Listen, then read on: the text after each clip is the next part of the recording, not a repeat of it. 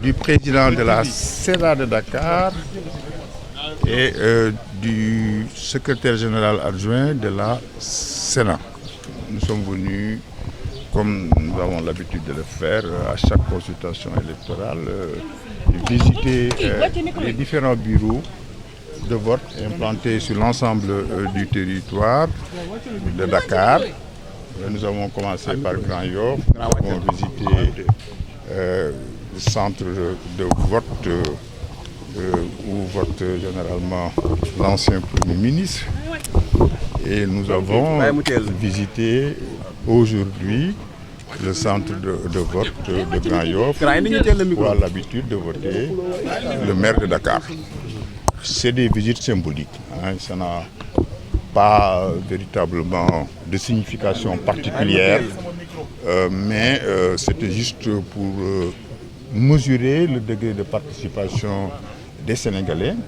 Et ce que nous avons constaté, c'est que ça se passe bien.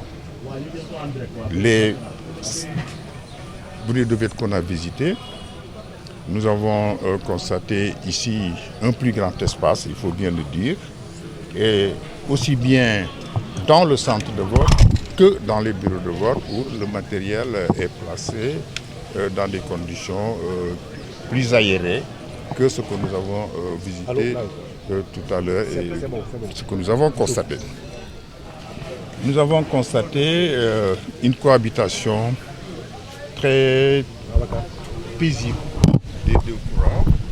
Nous les avons trouvés en train d'échanger. Nous avons estimé que c'est là un bon signe que la démocratie fonctionne et que les opinions peuvent diverger sans que les protagonistes en arrivent à des situations conflictuelles visibles.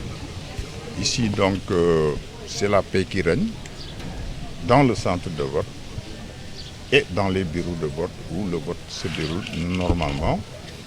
Il est vrai qu'à cette heure-ci, il n'y a pas une grande affluence. Nous avons constaté un taux de participation de l'ordre de 10% de l'ensemble des bureaux de vote qu'on a visités.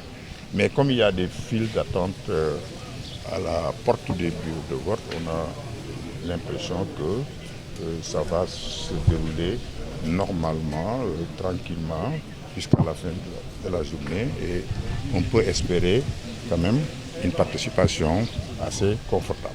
Voilà ce que je peux dire pour le moment. Il est trop tôt pour se prononcer, il est 11 heures, mais en tout cas, à cette heure-là, tout se passe normalement à mes yeux. Il y a quelques quoi qui ont été notés dans des bureaux de vote avec des enveloppes qui sont un peu défectueuses, mais aussi des bulletins qui manquent un peu. Est-ce qu'on vous a donné ces informations-là? Des bulletins qui manquent, j'en ai pas constaté. Tout à l'heure, j'ai eu l'information sur l'état des enveloppes. J'ai pris quelques enveloppes dans la main, je les ai regardées, je les ai retournées, je les ai palpées. Et vraiment, à mes yeux, je n'ai vu rien d'extraordinaire qui soit suffisamment, disons, nuisible pour qu'on puisse considérer ça comme pouvant compromettre la régularité du scrutin.